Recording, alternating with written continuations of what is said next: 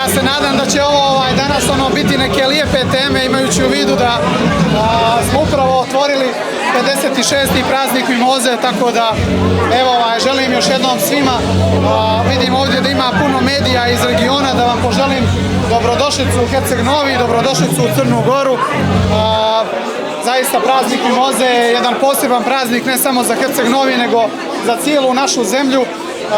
I vidite ovdje da je praznik nekako više i od same mimoze, od ribe, od vina, da je to praznik prije svega ovih lijepih susreta, zajedništva i upravo je takva jedna slika našeg Novog.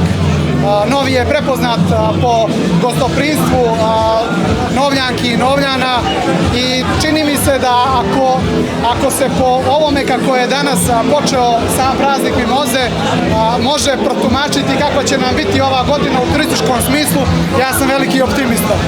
Znate da je Crna Gora turistička zemlja, da smo mi otvoreni prema svima, da se trudimo da budemo dobri domaćini i da su zaista ovdje svi dobrodošli.